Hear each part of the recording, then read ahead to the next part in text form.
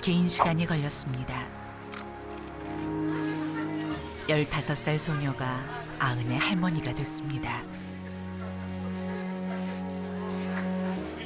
일본을 갔더니 공부를 간데 어째 없고 무조건 공장에 들어가서 일을 했습니다. 근데 일을 하는데 또 교육도 전혀 받지도 않고 들어가서 기계를 다루는 일을 했습니다. 얼마나 서러운지 왕호 우리를 엄마였고 내가 뭐들어 일본에 와서 이렇게 고생을 했다고 그러면서 울었습니다. 김성주 할머니는 일제강점기 근로정신대 강제징용 피해자입니다. 여자 근로정신대는 특히 학교 단위를 동원의 수단으로 삼았다라고 하는 것이 특징입니다. 지역별로 할당을 해서 초등학교 6학년 또래 아이들을 조직적으로 보냈었고, 그러니까 대상도 10대 초반인 것도 문제이지만 그들한테는 그 학교나 스승이라고 하는 것은 대단히 어떻게 보면 구속력을 갖는 존재인데, 학교 담임선생이나 교장을 통해서 학교에 모이도록 해서 이렇게 좀 동원을 했습니다. 중학교를 보내준다는 담임선생님의 말은 죄다 거짓이었습니다. 1944년 5월, 난 학교가 아닌 일본 나고야 미쓰비시 항공기 제작 공장에서 일을 해야 했습니다. 당시 지진으로 오른쪽 다리와 왼쪽 손을 다치고 손가락이 기계에 잘려 나갔습니다.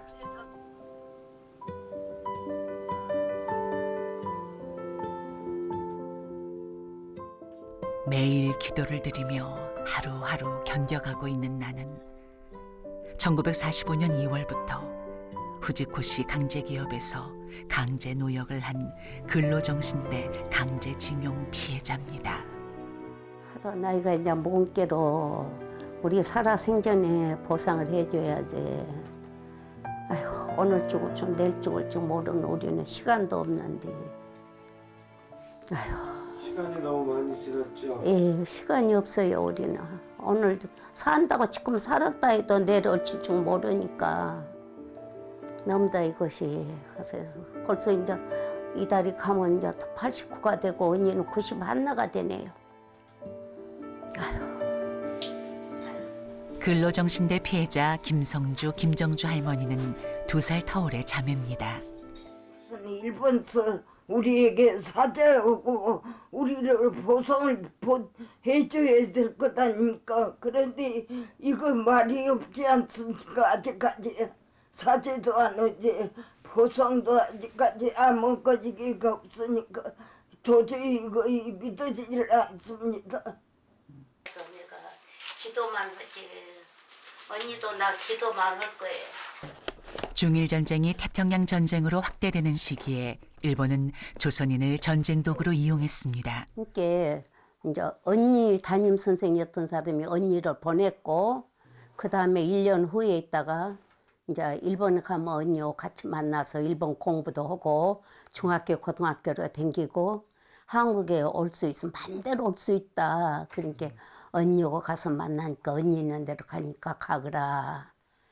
그래서 나를 보냈던 거예요. 후지코시는 가장 큰 규모로 어린 소녀들을 데려가 강제 노역을 시킨 대표적인 기업입니다. 기숙사에서 출근으로 갈 때 아, 인사하고 예. 여기가 기숙사네요, 그러면? 기숙사에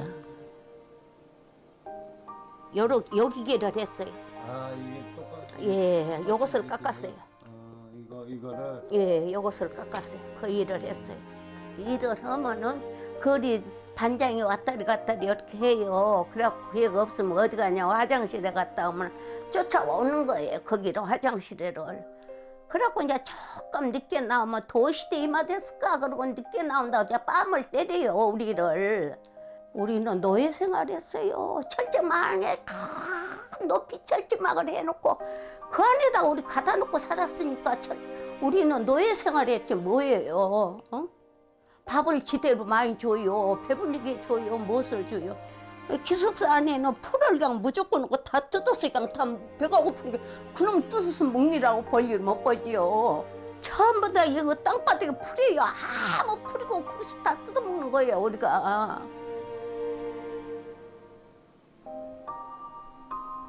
해방이 되고 지옥 같은 생활이 끝나는 줄 알았지만 또 다른 고통이 기다리고 있었습니다. 나는 이가 물어 치켜 뿌렸죠. 그러니까 가정 파탄이 된 거죠. 왜 어떤 일이 있었어요? 예, 나도 일본 갔다는 걸 알고 나도 이제 두통이 난 거예요. 그렇게 그렇게 못 살았지요. 근데 아니라고 얘기하셨을 거 아니에요? 아니라고 해도 그렇게 알아주나요? 그렇게 못 살지. 내가 나왔지요. 멋진 데서 나왔지요. 멋진 데서 나왔지요. 김정주 할머니는 후지코 씨를 상대로 2003년 손해배상 소송을 제기했습니다. 일본 법원은 회사의 잘못이 인정되지만 1965년 한일 청구 협정으로 다 해결됐다며 청구를 기각했고 우리 법원마저 재판을 차일피일 미루고 있습니다. 양승태 전법원 대장하고 우리를 이렇게 갈 수가 있어요. 일본서도 우리가 재판할 때마다 이거 나라에다 돈 다 줬다. 이거 나라에 가서 받아라. 그리고 맨날 땡땡땡 때리면 우리는 눈물만 흘고 이제 우리 도와주는 2세, 3세들은 왜 이거 나라 국회의원들은 뭐더냐. 우리가 이렇게 도와주는데 이거 나라 국회의원들은 뭐더냐. 그때는 우리 국회의원들 우리 알지도 못했고 우리가 서명서 갖고 가도 그 지랄을 했었고 참 눈물 많이 흘렸습니다. 내가. 그냥 먹어. 지난해 11월 언니 김성주 할머니가 미쓰비시를 상대로 낸 소송은 최종 승소했습니다. 15년 만에 긴 다툼에서 이겼지만 저들은 묵묵부답입니다.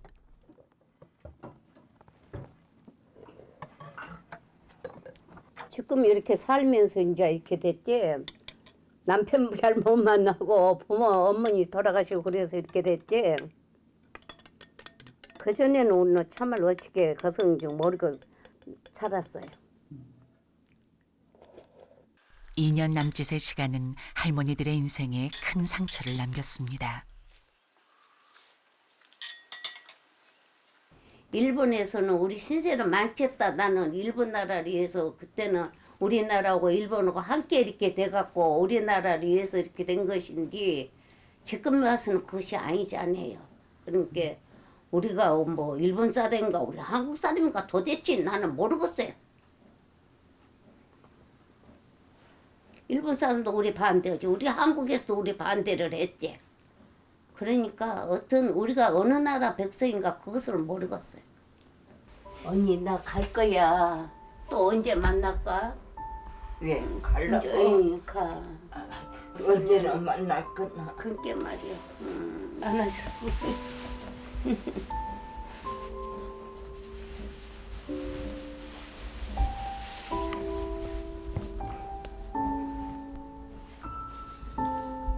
울지 말고 가.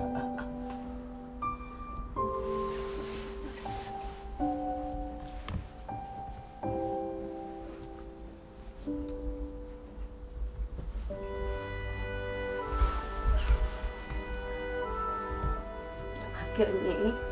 조심. 알았어.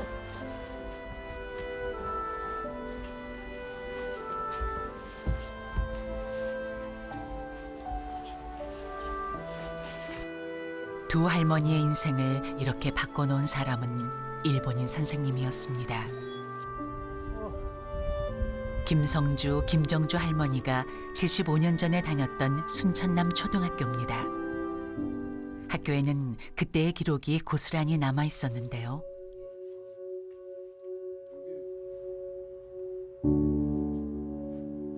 언니 김성주 할머니는 1943년에 졸업하고 중학교에 보내준다는 거짓말에 속아 일본으로 갔습니다. 1945년 졸업도 하기 전에 일본으로 간 동생 김정주 할머니의 학적부에는 기록이 고스란히 남아 있습니다.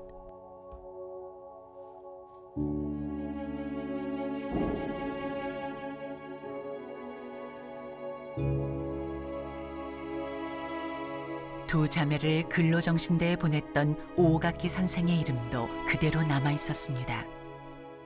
30년대, 40년 이변을 보면 일본이 우리보다 훨씬 근대화되어 있었다. 그렇다고 한다면 지금 우리가 근대화되어 있는 일본을 배워야 되는 것이고 우리가 일본 밑에서 식민지가 되는 것이 오히려 우리에겐 도움이 된다.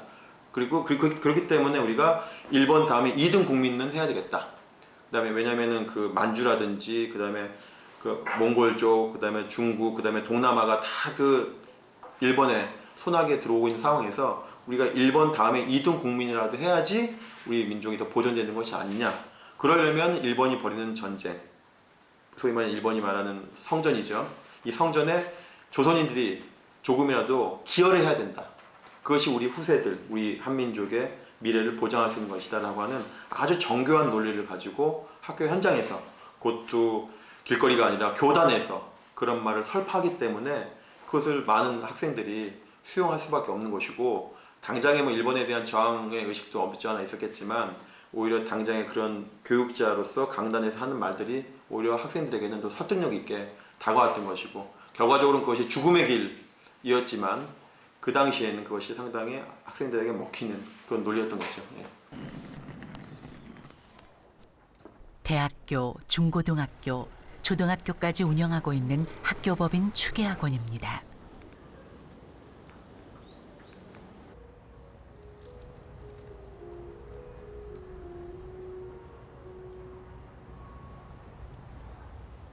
추계학원의 설립자 황신덕 선생은 1940년 의친왕의 아들 이후에게 하사받은 벽돌 건물에 경성 가정여숙, 지금의 중앙여자 중고등학교를 설립해 교육자의 길을 걷게 되는데요.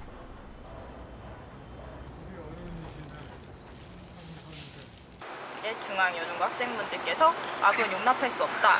우리는 이 친일파의 동상을 여기에 세우고 싶지 않다라고 계속 이렇게 항의하시고 시위하시고 서명운동하시다. 하신 걸 이제 학교 측에서 받아들여서 그럼 세우지 않겠다라고 하셨는데, 이 건물이 대학원 건물이 이렇게 세워졌을 때 여기에다가 결국 구석에 세운 것으로 보여요. 학생분들께서 이제 반발하지 않게끔. 황신덕 선생은 민족문제연구소에서 발행한 친일 인명사전에 등재돼 있습니다. 황국신민으로 전쟁에 협력해야 한다는 기고문을 써 학생들을 선동하고 또 제자를 근로정신대에 보낸 인물입니다. 당시 제자를 후지코시로 보내면서 찍은 기념사진입니다.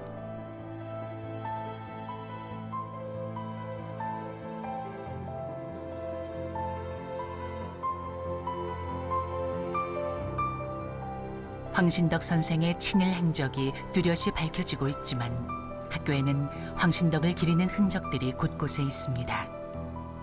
친일파의 학교로 낙인되자 학생들은 설립자의 흔적을 지우려는 노력들을 하고 있습니다. 그 학생분들의 서명을 받은 거죠.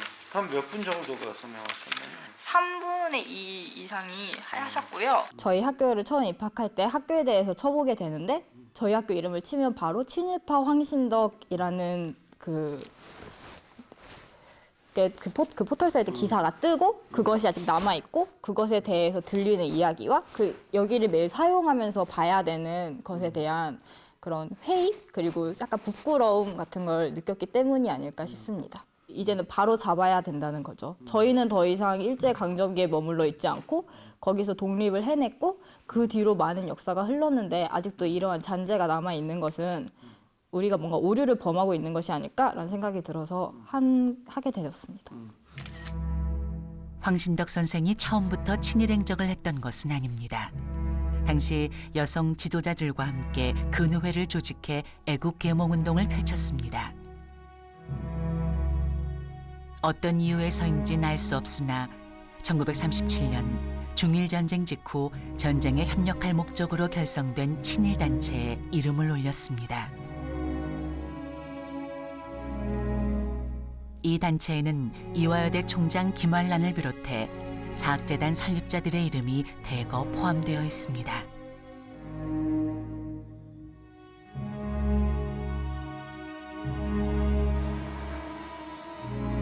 고려대학교 설립자 인촌 김성수의 호를 따서 만든 인촌로의 개명 작업이 진행되고 있습니다.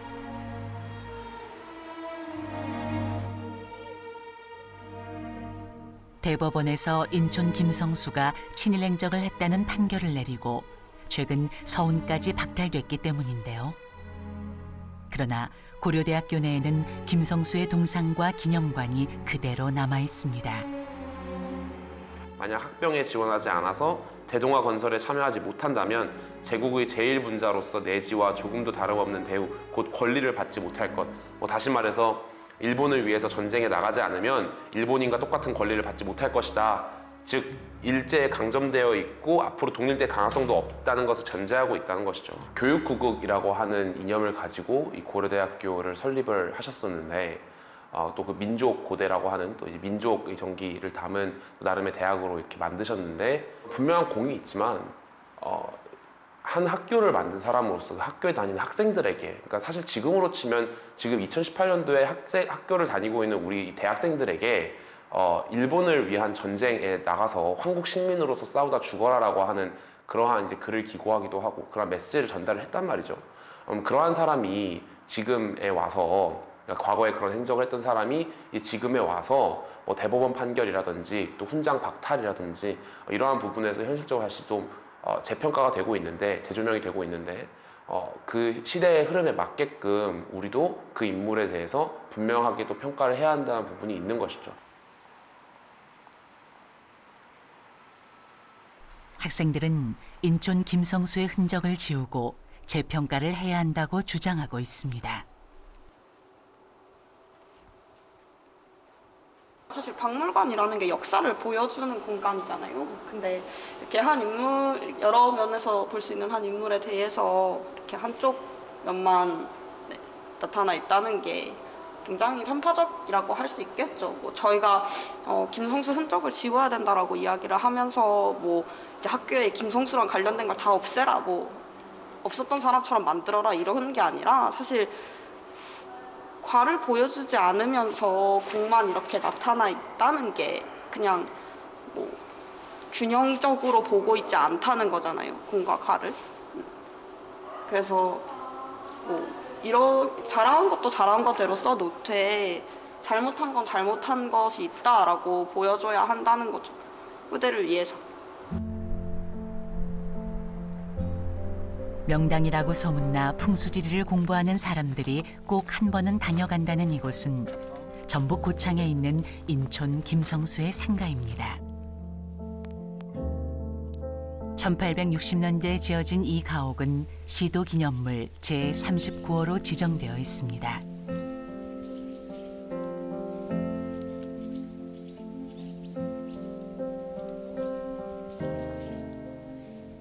친일을 한 건 맞죠. 하여튼 결과론적으로 보면. 그렇기 때문에 그 친일을 한 거를 뭐 부정하거나 그러진 않아야 된다고 생각해요. 인천전쟁 같은 경우는 한일합방이 1910년이 됐으니까 그 30년대 말부터 이제 친일 활동으로 조금 이제 들어가 있거든요. 그럼 거의 20몇 년 동안 그죠? 그 5, 6년, 7, 8년 동안은 사실 친일이라는 거를 아예 모르고 사신 분이에요. 그 학교라든지, 그 다음에 그 신문사라든지, 그 다음에 경성방직이라든지, 이런 부분을 지켜내야 될 어떤 필요성이 있었던 거죠. 어쩔 수 없이 소극적으로 따라갈 수 없었던 그때적 어떤 시대적 상황, 그런 부분을 우리가 같이 좀 고려를 하면서 인천 선생에 대한 어떤 평가를 좀 같이 해주셨으면 그런 바람입니다.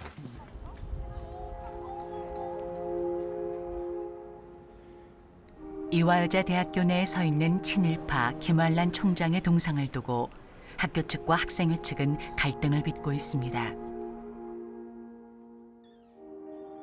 서울대학교 음악대학 건물 앞에서 학생들이 오가는 모습을 지켜보고 있는 이 흉상의 주인공은 친일 음악가 현재명입니다. 친일이요? 네.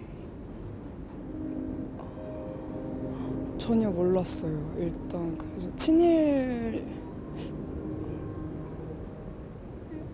저희 학교를 대표하는 사람이 동상으로 있는 걸 텐데 친일로 있으면 문제가 있는 게 아닌가요? 아무리 음악적으로 기여를 많이 했다고 하더라도 역사적으로 그런 큰 흠이 있다면 존경받아야 할 사람은 아니라고 생각해요. 최고의 명문 대학에 친일 행적을 한 이들의 모습이 아직도 남아있는 이유가 궁금해집니다. 우리나라 교육의 역사를 한눈에 볼 수 있는 한밭 교육박물관 앞마당에는 거대한 표지석이 누워 있습니다. 황국신민 서사인데요.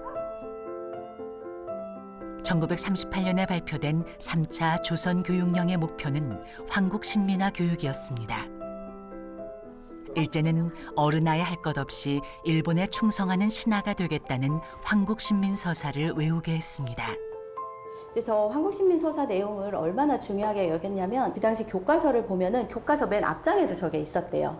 그러니까 저게 우리 국민들을 얼마나 교화시키기 위해서 노력을 했는지 저게 그 당시에 그러니까 일본인들 입장에서는 얼마나 많은 그런 중요하게 우리 그런 부분을 차지하고 있었는지 알 수 있는 그런 대목이 되겠습니다.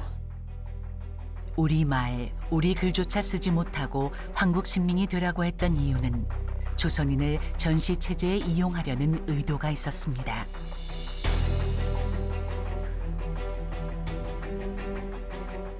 이후 1943년 태평양 전쟁 시기에는 지원병과 학병제를 실시하면서 교령과 같은 군사교육을 본격적으로 도입했습니다.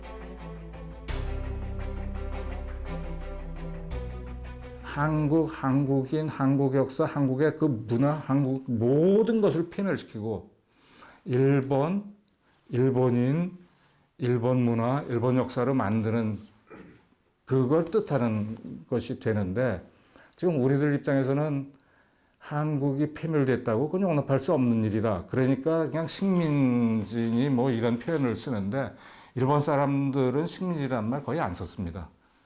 병합이라는 말은 사용되지도 않던 말인데 패밀이라는 말이 너무 강력하고 그렇기 때문에 말을 만들어내갖고 이란 병합, 자기네들 얘기로 이런 용어를 쓴 것이죠. 그러니까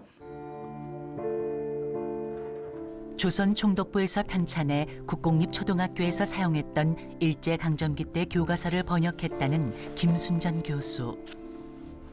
이제 와서 식민지 시절의 교육을 왜 들추냐며 비난을 받기도 했지만 김 교수는 소신을 굽히지 않았습니다.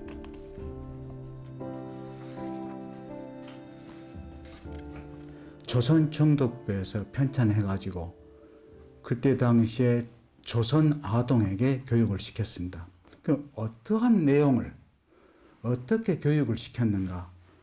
그것을 봐서 이렇게 우리 조선인을 동화하는데 이런 교육을 활용했었다라는 것을 저로서는 말하고 싶었던 겁니다. 알려주고 싶었던 겁니다. 그래서 이렇게 했었다는 것을 알려주고 그것에 의해서 앞으로는 어떻게 해야 할 것인가를 대응을 해야지 앞뒤 없이 36년간 압제했다 또는 독재를 했다 아니면 점령을 했다 강압을 했다 이것만 가지고는 안 된다. 친구를 했는데 그 친구가 일본인과 조선인이에요. 그런데 그 기재 장치가 어떻게 되냐면 끄는 것이 일본인 그 다음에 미는 것이 조선인. 이게 이제 어떤 걸 의미하는가. 일본에서 기술을 잘 안 하는데 특히 영조와 정조 때는 기술을 하고 있습니다. 왜 그럴까요? 탕평책도 쓰고 국가의 그 기반을 굉장히 잡으려고 애를 쓰면서도 하나의 기재 장치로서는 갈등 구조도 있었을지라고 생각을 하겠습니다. 아주 고등적인 암시였다고 볼 수도 있겠죠. 일본과 조선은 원래가 같은 조상이었다. 즉 일선동조론입니다. 그거를 만들어냅니다. 즉 박혁거세라든가 석탈이라든가는 일본에서 왔다. 이런 식으로 피력을 하고 있습니다.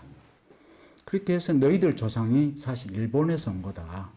일선동조론을 제시를 하고 그렇게 된 일본과 조선이 어떤 이유로인가 이렇게 지금 나누어져 있는데 이것이 좀 더 좋은 상태로 가기 위해서는 합쳐지는 것이 원 상태로 되돌아가는 것이다. 이게 내선일체입니다.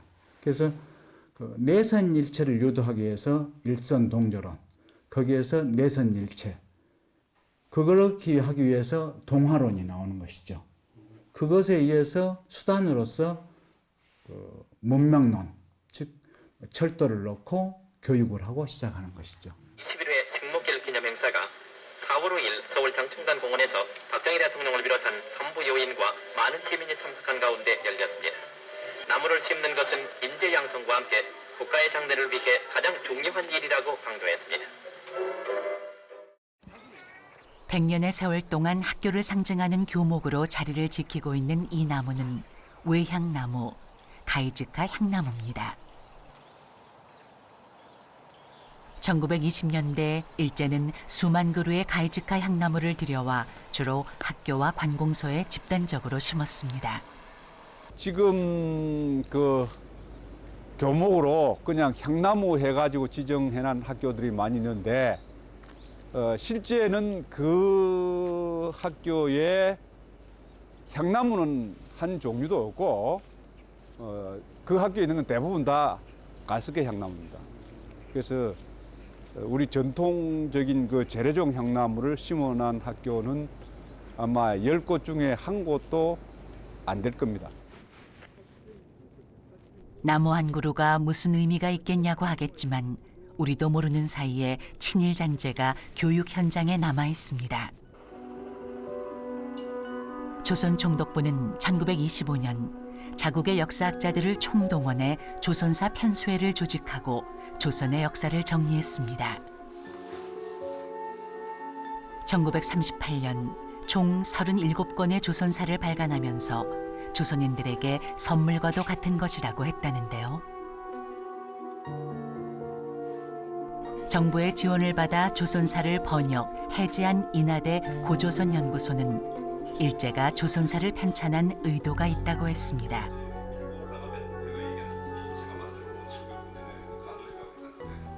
제국주의 시대 때 제국이 식민지를 관리하는 방식에 식민지인들은 미개하니까 스스로 아무것도 할 수 없다거든요. 그러니까 너희들은 너희들이 유물이 소중한 것도 모르고 정리할 방법도 알지 못하고 그러니까 우리가 잘 관리를 하고 중요한 거는 뭐가 중요한지 판단을 해서 관리를 해주겠다라는 명목하에 자료를 독점하고 관리하고 그리고 마음대로 열람할 수 없게 만들고 하는 과정이 그 조선사 편수 작업에서 이루어졌죠.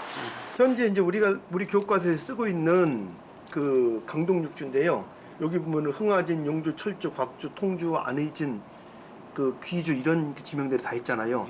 이게 강동육주의 지명들입니다. 그런데 여기 천리장성이 이렇게 이제 압록강에서 시작을 해서 원산만 쪽으로 넘어갔잖아요. 그러니까 아까 제가 말씀드렸듯이 강동육주라는 거는 어떤 형태로든지 간에 천리장성 안쪽에 있었다고 생각을 한 거고 여기도 압록강이 있고 여기도 압록강이 두 개가 있잖아요. 그런데 이 압록강의 녹자가 보면은 이건 맑은 녹자고 이건 푸른 녹자예요. 실질적으로는 두 개의 다른 강인 거예요, 이 강이.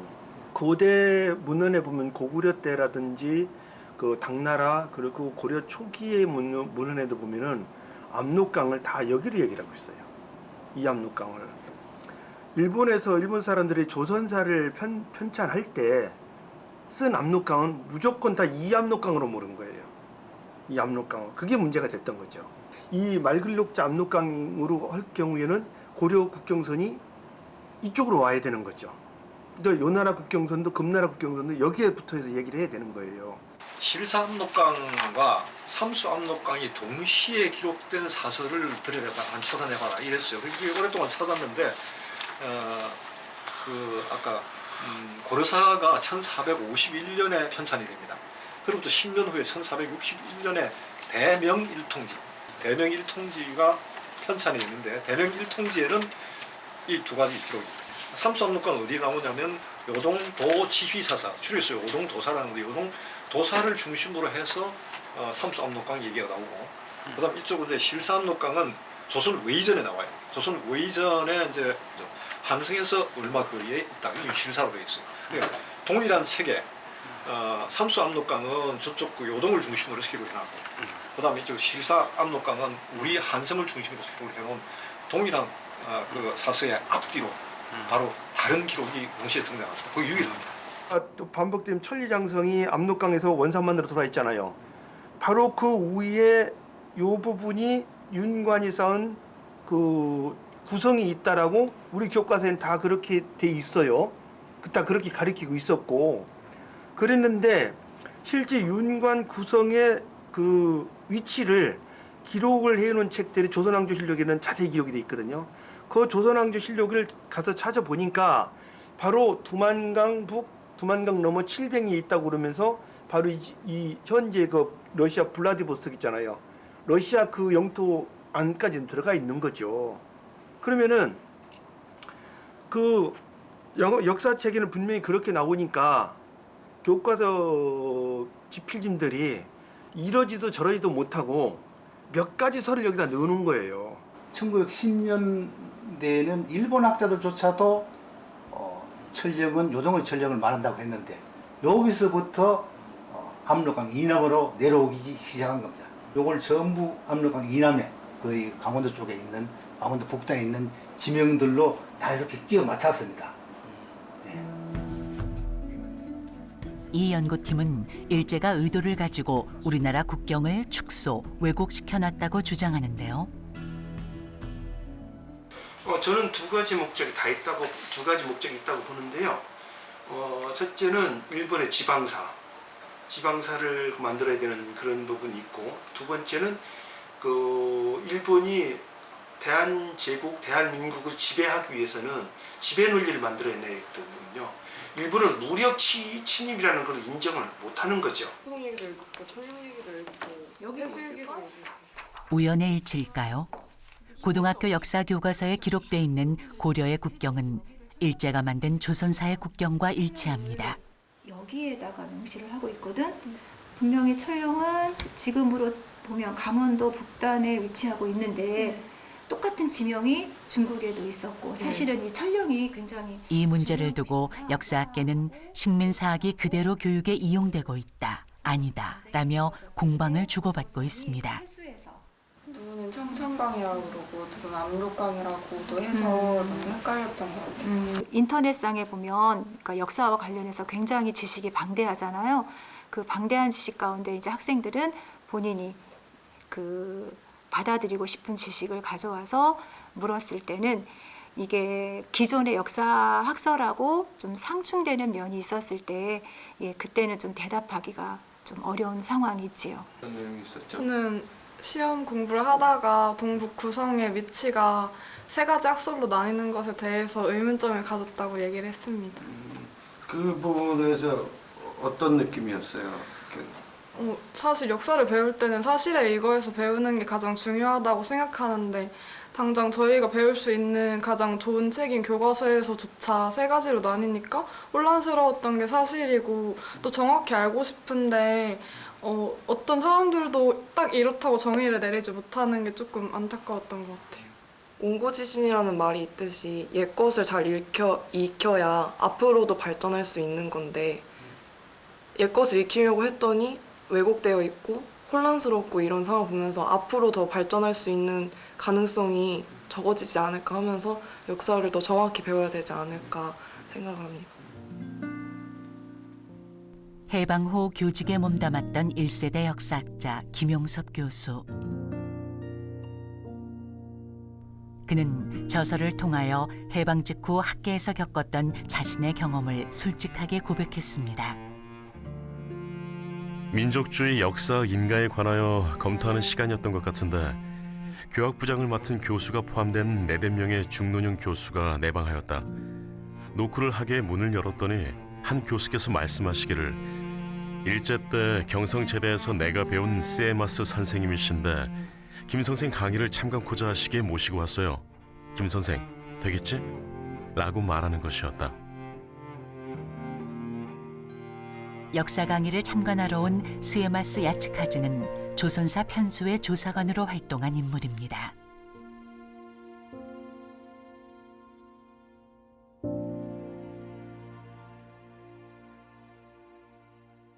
스다소기츠가 만들었고 이방구 선생이 그 스다소기츠가 강의하는 현장에서 수업을 들어서 들은 다음에 한국에 와서 진단학교 만들고 참안론 펴고 서울대 교수로 그 1945년 가면서 한국사 교과서를 만들고 그러는데 3만 원을 집어넣고 그 제자들이 다 따르고 이렇게 만들어진 역사가 대한민국 한국사 교과서 아니겠어요?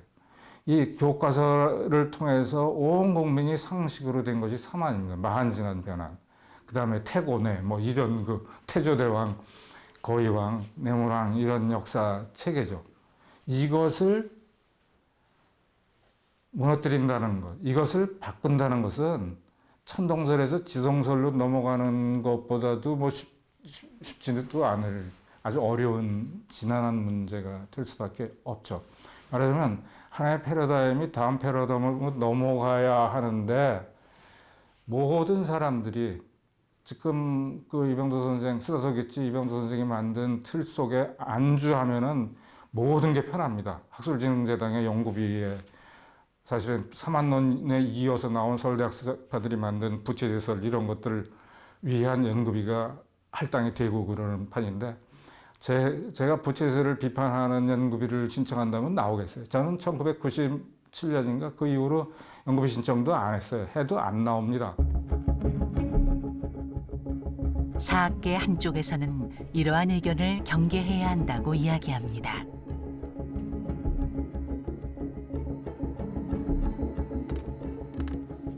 해방 이후에도 이러한 조선사와 관련돼서 이게 교과서라든가 그런 쪽에 왜곡돼서 실렸다는 논란들이 조금 있어요. 이 부분에 대해서는 어떤 말씀을 들어볼 수 있을까요? 우리나라 역사 교과서에 조선사가 반영이 되었다라는 식의 주장들이 있어요. 저는 이제 그런 주장들이 쇼비니스트들이 하는 얘기들이라고 생각해요. 뭐 반영이 뭐 아예 안 됐다라고 말할 수는 없지만 아까도 말씀드렸듯이 기본적으로 조선사라는 책은 그냥 사료집이에요. 그걸 이용해 가지고 이제 이 사료들을 모아놓고 이제 펼쳐보고 참조하기 좋게 만들어 놓은 자료집인 것이고 그것과 별개로 우리나라에서는 우리나라 입장에서 역사 교과서를 계속 만들어 왔던 거죠. 그러니까 그런 얘기는 별로 큰 의미가 없는 지적이라고 할 수 있어요. 실제로 일제시대에 일본의 식민주의 역사학자들이 많이 있었고 그런 방향으로 한국사를 연구하는 흐름이 일제강점기 있었죠.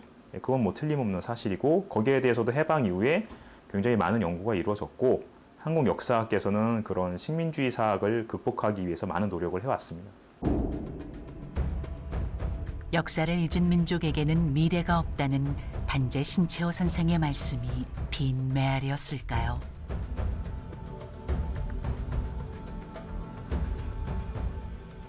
그래서 그것이 가령 주류사학의 주장이 완전히 잘못되었고 이제 비주류 학계에서 주장하는 바들이 무조건 옳다 이렇게 또 전제가 성립되어서도 안 된다고 생각합니다.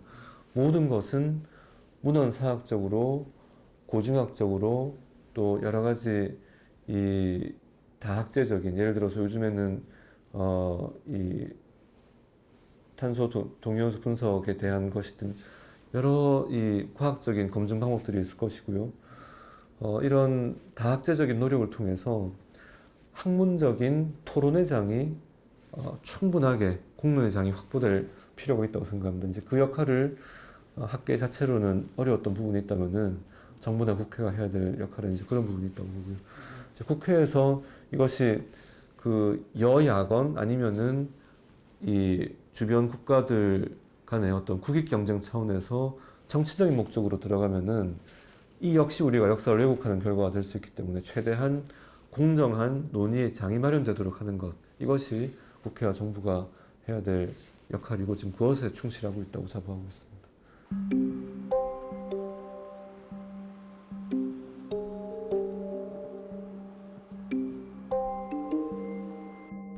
연극 발전을 위해 1962년에 준공된 연극 전용 극장인 남산 드라마센터입니다. 최근 남산 드라마센터는 누구의 것입니까가 연극계의 뜨거운 이슈가 되고 있습니다. 남산 드라마센터의 개관을 주도한 이는 연극인이자 서울예술대학 설립자인 동랑 유치진 선생인데요. 유치진은 친일 반민족 진상규명 보고서에 이름이 올라있는 친일파입니다. 아주 적극적인 친일이었죠.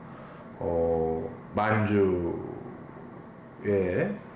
한인들의 이민을 적극 권장하고 만주 이민들의 참상은 뭐 잘 알려진 것 같고요.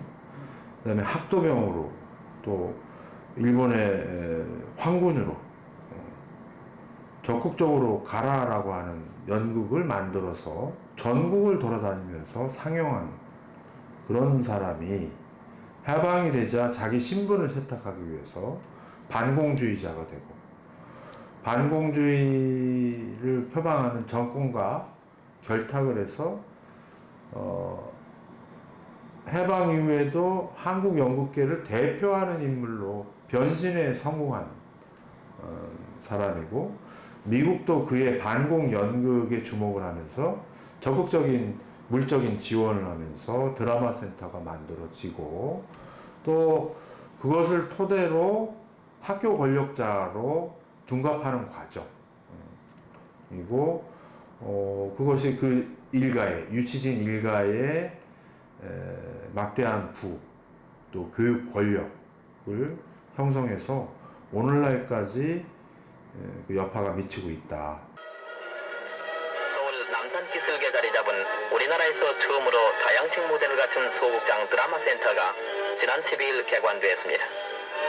이날 개관식에 이어서 드라마센터 창설자인 유치진 씨를 비롯한 4회 귀속재산 부지에 서울시와 록펠러 재단의 지원으로 건립된 남산 드라마센터가 공공자산이 아닌 서울예대 재산의 수익용 재산으로 등록되어 있습니다. 귀속재산 처리법에 따르면 역사적인 가치가 있는 것은 국유로 불화하지 말고 국유로 남겨주라라는 원칙이 있어요.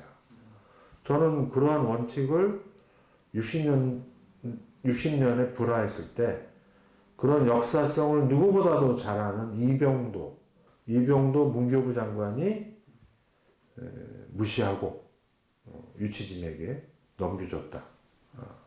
이건 뭐 역사의식의 실종. 법인 휘문의숙의 법인과 학교 관계자들이 55억 원 가량의 교비를 횡령한 것으로 경찰 수사에서 드러났습니다. 학교법인 휘문의숙의 설립자는 일본 정부로부터 자작자기와 은사금을 받은 대표적인 친일파 민영휘입니다. 횡령 혐의로 기소된 이 학교 전 이사장은 민영휘의 증손자입니다. 그 특정 교회로부터 받은 발전기금 명목으로 받은 이러한 자금은 학교 교비를 전혀 사용하지 않고 개인 용도, 특히 백화점을 사용했다든가 아니면 그 선친 묘비 관리하는 데 사용했다든가 이런 등등 또는 어떤 단란주점에 사용했다든가 대부분 개인 용도로 사용한 것으로 이렇게 확인이 됐습니다. 총 9명을 검거해서 1명을 구속하고 8명을 업무상 횡령 혐의로 불구속 입건 송치한 사건입니다.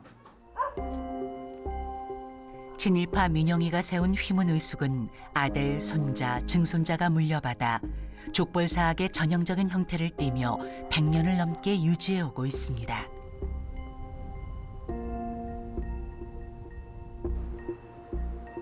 휘문고등학교 농구장이 있던 땅에 세워진 이 건물은 학교법인 휘문의숙의 소유입니다. 이 건물에서 3년째 커피 전문점을 하고 있는 젊은 사장 유승범 씨는 요즘 머리가 복잡해 일이 손에 안 잡힌다는데요.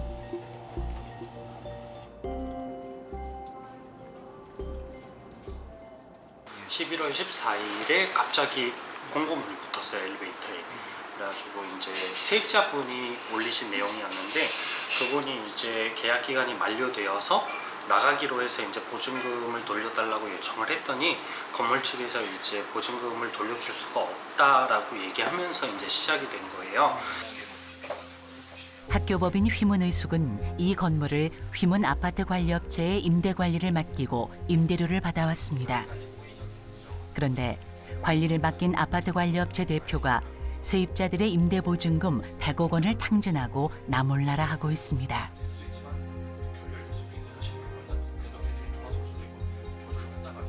합법적으로 있지 않는 세입자들이라고 표현을 했거든요.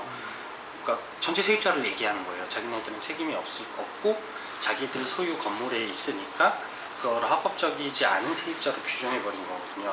세입자들에 대해서는 앞으로 추후에 법적으로 대응할 시에 강력하게 자기네도 법적으로 대응하겠다고 공고문 형식을 빌려서 협박문이라고 저는 보여지거든요. 네.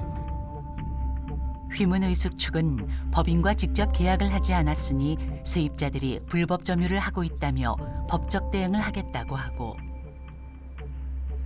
세입자는 학교 법인이 위탁 관리했으니 책임을 져야 한다며 팽팽히 맞서고 있는데요.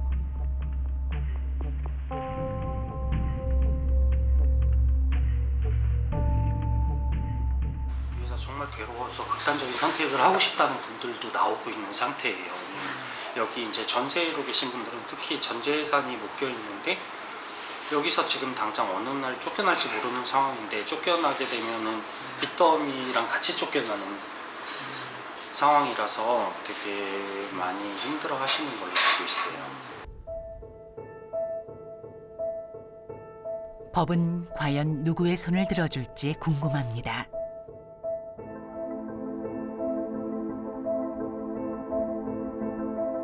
인류 역사 속에서 쉽게 말하면 파시즘인데, 파시즘은 20세기 인류에서 악으로 지금 규정되어 있는 것이고 용인할 수 없는 것으로 지금도 규정되고 있는 것인데, 일제 파시즘, 천황제 파시즘에 대해서 적극적으로 복무하고 그 지지했던 사람들이 그 파시즘 시대가 지났을 때 태도가 더 중요하다고 보거든요. 그래서 인간이 갖는 가장 좋은 방명품 중에 하나가 역사인데, 그 역사는 과거를 기억하는 거거든요. 근데 그 과거를 기억하려고 하지도 않고 과거를 언급하려고 하지도 않기 때문에 오히려 그걸 망각하자고 하니까 오히려 제2의 범죄, 2차 피해라고 하는데 2차 범죄가 지금도 이루어지고 있다, 이렇게 봅니다. 예. 학교는 군대의 복제품이에요. 보니까 독일이 프랑스 점령한 건 3년이거든요. 3년이 채 안 될 거예요. 근데 우리는 만 35년이 넘었고 그 전에 35년까지 한 70년 동안 우리 이걸 지배했는데 왜 우리 속에 일제전쟁이 없겠습니까? 현장에 있는 사람이나 또는 그 교육 정책을 다루는 정부나 시민운동가들이 왜 이걸 반성 안 하는지 이해가 안 돼요. 이걸 단편적으로 반성하면 안 된다고 생각합니다. 다 서로 결합이 돼 있잖아요.